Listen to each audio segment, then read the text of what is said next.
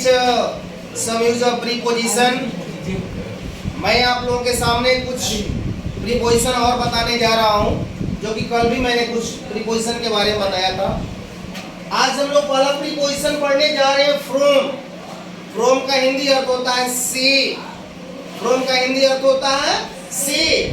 From is used before a point of time in the simple past tense and simple future tense.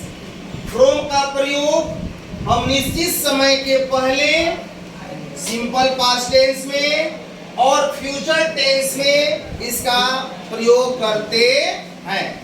From का प्रयोग point of time in the simple past tense and future indefinite tense यानी future tense में from का हम use करते हैं। हमेशा mind पर रख लेना कि फ्रॉम का यूज पॉइंट ऑफ टाइम के लिए आता है, फ्यूचर में भी आता है और पास्ट में भी आता है। यानी कहने का मतलब है कि फ्रॉम हमारा पॉइंट ऑफ टाइम, जैसे आप सिंस और फॉर पढ़ी है, तो फॉर का यूज हम लोगों ने पढ़ा था कि पीरियड ऑफ टाइम के लिए फॉर पढ़ा था और सिंस पढ़ा था पॉइंट ऑफ टाइम के लिए। तो वही अब सिंस को मॉडर्न राइटर में रिप्लेस करके फ्रॉम का यूज करने लगा।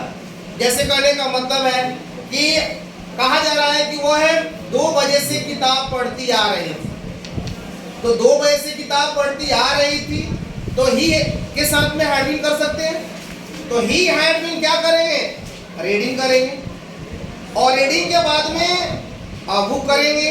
इसके बाद में जहां पर सीन्स है कि 2 बजे से या 2 साल से, तो 2 साल में क्या हो जाएगा, फॉर का इस्तेमाल कर देना होगा, क्योंकि वहां पर पीरियड ऑफ टाइम हो गया। जहां 2 बजे हो गया तो बजना हमारा पॉइंट ऑफ टाइम हो गया। अगर 2 वर्ष हो गया तो वहां पर हमारा पीरियड ऑफ टाइम हो गया। अगर 1920 हो गया, 2000 कोई भी अगर क्वांटिफिकेशन हो गया तो वहां पर हमारा सीन्स होगा। तो आप सीन्स के जगह पर फ्रॉम का भी इस्तेमाल कर सकती हैं। यानी सीन्स और फ्रॉम दोनों का रेफर एक करता है पॉइंट ऑफ टाइम के लिए, निश्चित समय के लिए। जैसे आपको यहाँ पर बताया गया कि she loved nature from her childhood. वह बचपन से ही प्राकृतिक से प्रेम करती थी, वह नेचर से प्रेम करती थी बचपन से ही। तो बचपना क्या है, पॉइंट ऑफ टाइम है। बचपना क्या है, पॉइंट ऑफ टाइम है, समय की निश्चितता है कि वह नेचर से प्रेम करती थी बचपन से ही। ये नहीं कि बूढ़ा हो जाने के बाद, नहीं, बचपन से ही वो प्राकृतिक से उसका लगाव था, प्रेम था, तो वहां पर हमने फ्रॉम का यूज किया।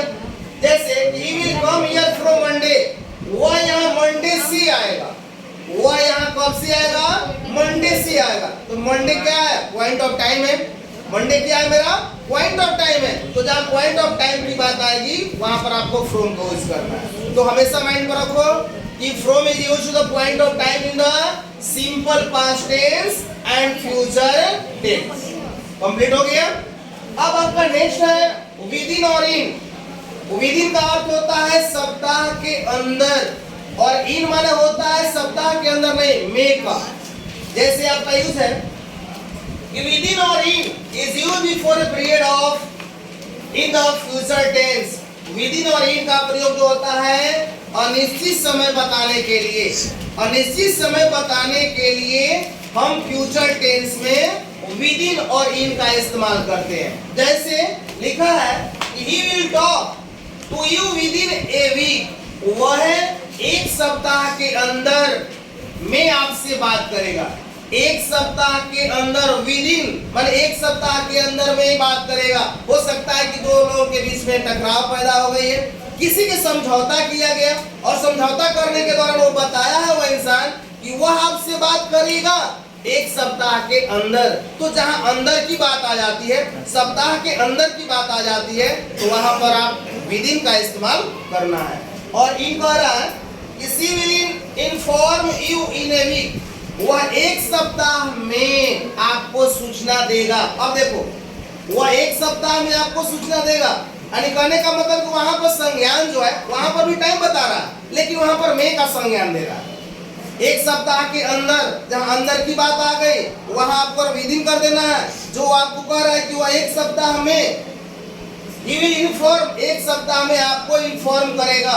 जहां पर में की चर्चा आ जाएगी, द सिंपल फ्यूचर टेंस में मे का जहां पर संज्ञान किया जाता है वहां पर आप इन का इस्तेमाल करेंगे, और जहां अंदर की बात कही जाएगी वहां पर विद इन का यूज करना है। नेक्स्ट आपको मैं बताने जा रहा हूं बाई।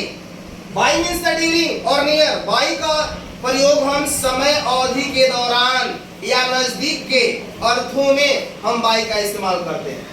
बाई का इस्तेमाल हम पैसिव कंस्ट्रक्शन में भी करते हैं, जैसे हम एक्टिव से पैसिव बनाते हैं तो वहां पर भी हम पैसिव में भी बाई का यूज कर सकते हैं। लेकिन यहाँ पर बाई मेरा जो है ड्यूरिंग ऑफ टाइम, समय अवधि के समय के बताने के लिए, या नियर नजदीकता का भाव बताने के लिए हम नियर का इस्तेमाल कर सकते हैं। जैसे यहाँ पर बाई का मैंने बताया कि the sun shines by day, सूरज जो है हमेशा चमकता है, प्रतिदिन चमकता है।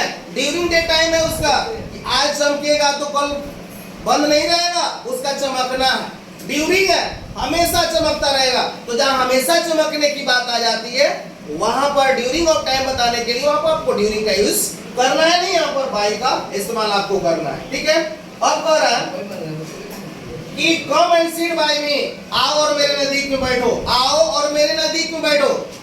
कम एंड सीट बाय मी, यहाँ पर बाई का अर्थ हो गया नजदीकता का बोध कराना। यहाँ पर बाई का अर्थ होता है समय का बताना।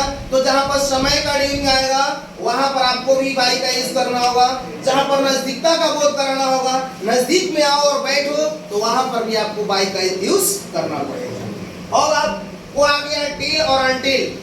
टिल का अर्थ होता है तक और अनटिल का अर्थ होता है जब तक। ये दोनों जो होते हैं टिल और until refers to end point and is used before a point of time. Until का और टिल का पोजीशन का अर्थ यही होता है कि टिल का प्रयोग वहां तक होता है जहां अंतिम पंक्ति तक या निश्चित समय तक।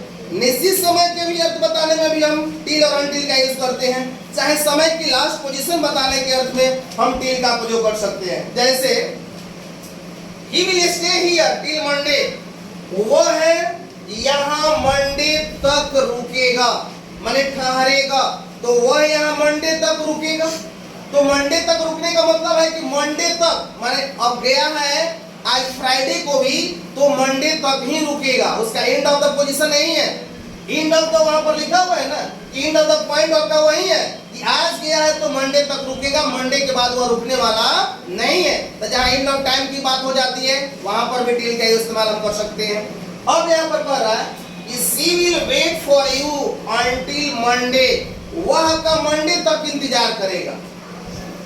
वह आपका मंडे तक इंतजार करेगा, यानी कहने का मतलब है कि मंडे को इंतजार करेगा, मंडे तक, यहाँ पर आपको मंडे तक इंतजार करेगा। वहां पर तक का सेंस नहीं देना है, वह मंडे तक इंतजार करेगा। यानी मंडे का कहने का मतलब है कि आज आप वहां पर गए तो वहां आपका इंतजार करते रह गया है। अगर मंडे तक वहां पर आप आ गए तब तो आपसे मिल जाएगा, अगर नहीं आते हैं तो नहीं मिलेगा। तो यहाँ दोनों का अर्थ तक और जब तक होता है, दोनों का सेंस आपका एंड ऑफ द पोजीशन और पॉइंट ऑफ टाइम। निश्चित समय के दौरान के लिए भी टिल अनटिल का प्रयोग करते हैं, और अंतिम पंक्ति की अर्थ बताने के अर्थ में हम टिल का इस्तेमाल करते हैं। तो आपको मैंने जितना सारे चीज को बताया, अभी टिल अनटिल के बारे में बता दिया, एंड ऑफ द टाइम के लिए बता दिया, और अनटिल का भी यूज पॉइंट ऑफ टाइम। यानी देखो दोनों का सेंस में टिल और अनटिल, जहां पर टिल और अनटिल दे दिया गया तो दोनों का इस्तेमाल हम सेम रूप में करते हैं। समय के निश्चितता के अर्थ भी बताते हैं और अंतिम पोजीशन के बारे में टिल और अनटिल का इस्तेमाल करते हैं। तो आप लोगों को मैंने जो आज की पोजीशन को बताया वो आपका फ्रॉम रहा, विद इन और इन रहा, बाय रहा, टिल और अनटिल रहा। आप लोगों को कोई दिक्कत होगा तो आप लोग पूछिएगा। देखिए